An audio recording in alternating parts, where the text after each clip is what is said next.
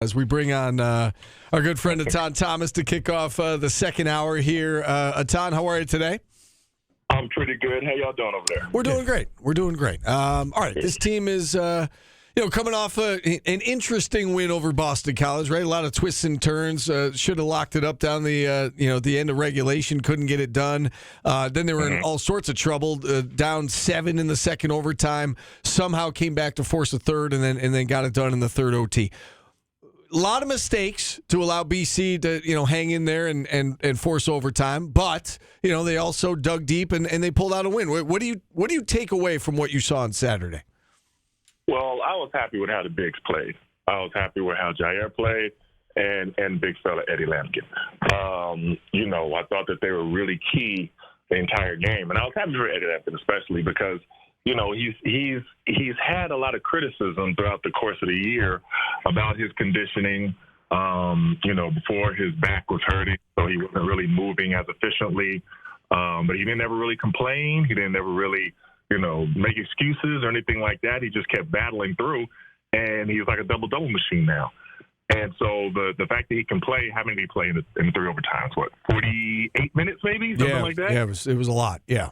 Yeah, that's a lot of minutes for him playing at a high level and high energy and attacking the boards the way that he was attacking the boards. So definitely got to give him his props for how he's been playing. So those are two really bright spots that I could point out really immediately. What did you make of Naheem McLeod's play? Because it felt like I was expecting to see more of him in the second half because when he was in the game, it completely stopped BC from getting to the rim.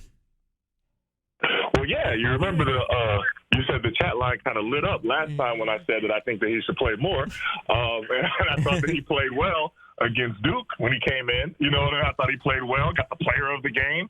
I'm someone who's going to keep saying that he should play more, and I thought that he was effective that first half.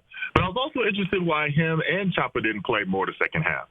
I saw the press conference where Red said that there were some defensive assignments that he wanted Chopper to really pay attention to, but he was lighting up in the first half. So those two in particular, I was a little bit surprised not to see a little bit more in that second half. But, I think that as it goes, especially if we go zone during different games, I would really expect to see him play a lot more. He's been that rim protector that people have been saying that they wanted. All the fans have been screaming that we don't have rim protection. He is a rim protector. And he plays with a lot of energy. I like that high pick and roll that they got a few times. I think it was against Duke. I wanted to play more. For the coaches you've played for, is defense that important? Have you seen that from other coaches where defense trumps how you do on offense with your playing time? I kind of did. I've seen both ways. When somebody is scoring, we have not a lack of scoring, but maybe trouble scoring. That we've had in different parts of the games, and you have somebody like Chopper that is filling it up in the first half. I didn't see anything that egregious, defensively that he shouldn't have played at all in the second half, but I'm not the coach. You know what I mean? Like I might have said, okay, well maybe we can live with some of these defensive lapses because he's scoring at a consistent level, and he was really, I'm not going to say carrying the team, but he's doing the bulk of the scoring. But as far as rim protection and inside presence, I think that's, I think you definitely need that, in whether it's in college basketball or professional. So, yep, to answer your question, yeah, you need both. I want to ask you about the last play of regulation. 4.5 seconds left, whatever it was. BC inbounding on the sideline, and they need a 3 to tie. And we heard Red after the game say, "I instructed them to foul." And, things happen fast. JJ obviously went under the screen. Can you, from a player's standpoint, can you kind of talk about that play in particular, JJ's role and Eddie Lampkin's role on that play where, Lampkin was kind of off the big guy and he didn't hedge out to contest. What would you have liked to see differently the way that both of those guys handled that particular play? So in a situation like this, from the time I've left Syracuse, I've always 100% agree with Coach Boeheim's philosophy that you don't let them shoot up a three. You foul them and put them on the line. 100%. And I would see game after game, whether watching college or AAU or something like that, where somebody's in that position and they let them shoot the three. or they try to play defense and everything all the way down the court, and the person dribbles down, and somehow they get a three, and they either tie the game or win the game. I 100% say that you foul in that situation, every single time and put them on the line. So, I heard Red say that he had a little trouble communicating. I don't know if he said it was loud in there or they didn't. I don't know. Whatever happened, they didn't do it. But I think moving forward, that has to be something that is just stressed, that that if we're ever in that situation, don't let them shoot the three. Yeah, and they did, and they got into overtime, and they get into that second overtime. They're down by 7. What did they show you there in that second overtime? They obviously went to the press. BC helped the cause, right? They had a really bad foul. They had some turnovers. They had some missed free throws. BC definitely contributed to it.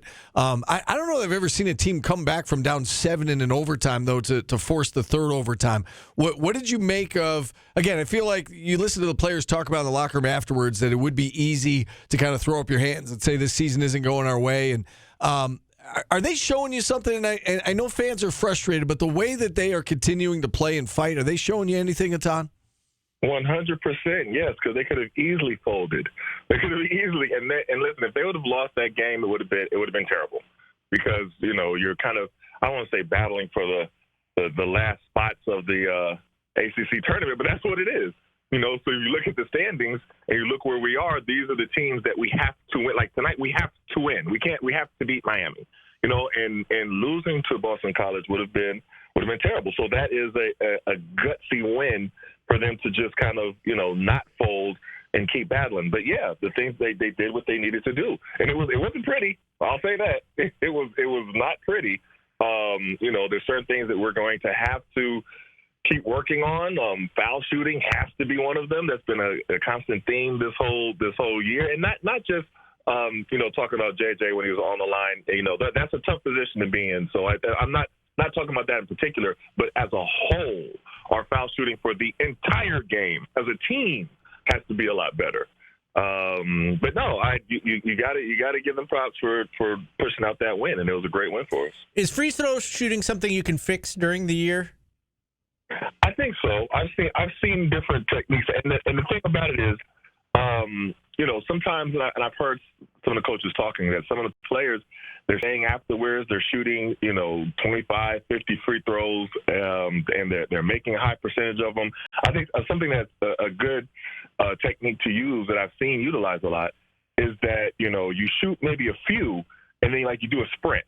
So it gets your wind up and everything like that, and then you get back to the line.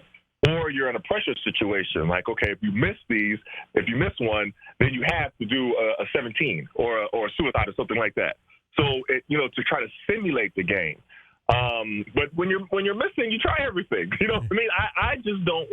I get a little bit nervous when I hear a lot of people talking about correcting JJ's mechanics, and that's a little tough to do in season, you know what I mean? The way you're shooting, because this is the way that you've been practicing. So that's a little bit tough to do. But I don't know. You just got to put the ball in the basket. That's the bottom line. Right. Just go out and make them. And this team, has not made enough. All right. So 7 games left. What is your expectation, Etan, of these 7 games and a lot of winnable games down the stretch? What do you think is realistic for this team to do down the stretch here? Well, of course, everybody wants us to make the ACC tournament. That's, it'd be pretty catastrophic if we don't. I don't think that every single game is like, and I understand why, but it's not that this game is going to determine if Coach Autry is back next year or not. And that's kind of how it seems, just hearing the fans that like each game depends on it. And I don't know if I necessarily agree with that. I think we do need to make the ACC tournament, but I think that a lot, everybody's looking forward to the class that we have coming in next year. And, if next year we're in the same position that we're in now, totally different situation. Yeah. But for right now, where you're just trying to improve and take it game by game and win as many as you can and make the ACC tournament. That's the situation that we're in. Yeah. If you could change one thing, maybe this is an unfair question to ask you, and you can dodge it if you want, but if you could change one thing about the way the season has been handled from a coaching perspective, what would it be? Well, that's a little tough. That is a Yeah. tough one.